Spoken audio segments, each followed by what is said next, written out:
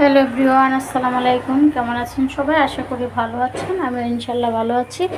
তো দেখেন, আমি আপনাদেরকে পেঁপে ভাজি করব, ওই রেসিপিটা তৈরি দেখাবো।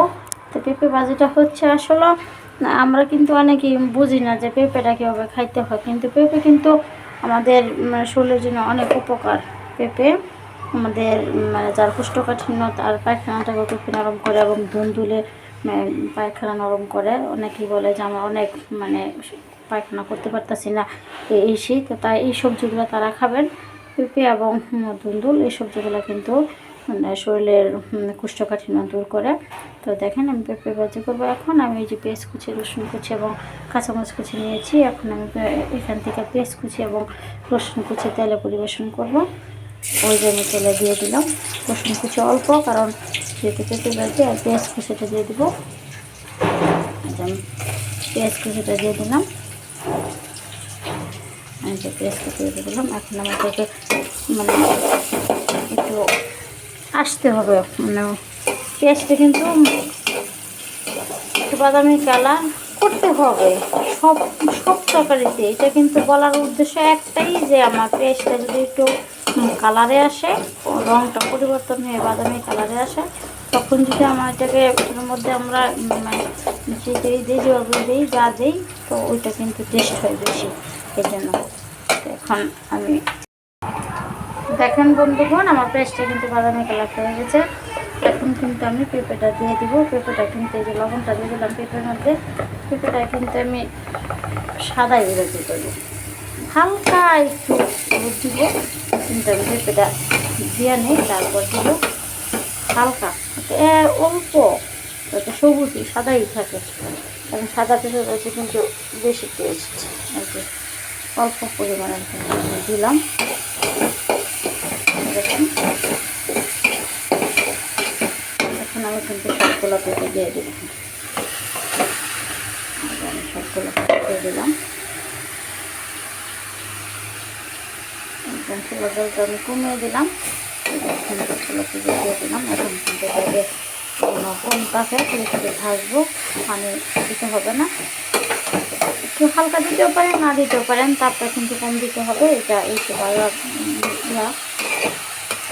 না, এটা আমি এটাকে নেড়ে ছেড়ে তারপর দেখে দিই। দেখেন, আমি কিন্তু অল্প পরিমাণের হলুদ দিচ্ছি। আপনার সাদা ভাজিও করতে পারেন, হলুদ দিতেও পারেন। আমি রাতে সাদা ভাজি করেছি, এখন আমি কিন্তু হালকা একটু হলুদ দিয়েছি। এখন আমি এটাকে দেখে দিই। দেখেন ভাই ব্রাদার বন্ধুগণ, আমার রেসিপিটা কিন্তু হয়ে গেছে পেঁপে ভাজি। পেঁপে ভাজি কিন্তু সবাই করবেন। পেঁপে ভাজি কিন্তু খাওয়া যায়, এটা কিন্তু অনেক ভালো আমাদের শরীরের জন্য। কিন্তু দেখেন, অনেক রুগী করবে কিন্তু যে সিরিয়াস রোগী থাকে, আমাদের কিন্তু পেঁপে ঝোল করে খাওয়ার। পেঁপে এত উপকার আমাদের স্বাস্থ্যের জন্য, এত পুষ্টিকর খাবার। এই জন্য পেঁপে অনেকভাবে খাওয়া যায়। তো আপনারা যেভাবে খাইতে পারবেন, পেঁপে ভাজি খাবেন। দেখেন, আমার এটা হয়ে গেছে। আজকে আমি ভাজি করলাম, এই জন্য আমি এটা দেখালাম। আর আপনাদের যার যেরকম ভালো লাগে সেরকমভাবে রান্না করে খাবেন। তখন আমি এটাকে উঠাবো, উঠিয়ে পরিবেশন করব। দেখেন প্রিয় বন্ধুগণ, আমার রেসিপিটা হয়ে গেছে পেঁপে ভাজি। তা আসলে পেঁপে ভাজিটা রুটি দিয়েও খাওয়া যায়, ভাত দিয়েও খাওয়া যায়, সবজি রান্না করেও খাওয়া যায়, ঝোল রান্না করেও খাওয়া যায়। রুগী দেখেন, সিরিয়াস রুগীগণটা কিন্তু পেঁপের ঝোল খাওয়ায়। তো পেঁপে হচ্ছে আমাদের শরীরের জন্য এত পুষ্টিকর খাবার।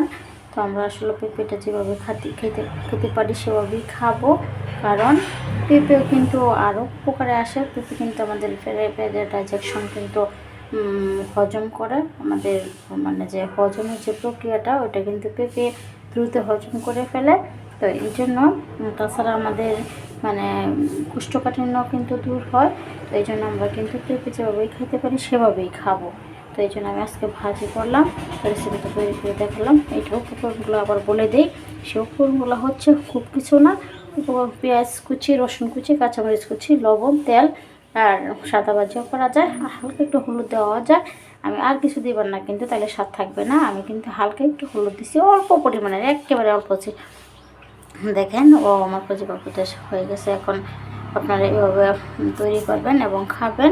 এবং কমেন্ট করে আমাকেও জানাবেন কীরকম টেস্ট হয়েছে। তো সবাই ভালো থাকবেন। আল্লাহ হাফেজ, সবাইকে ধন্যবাদ।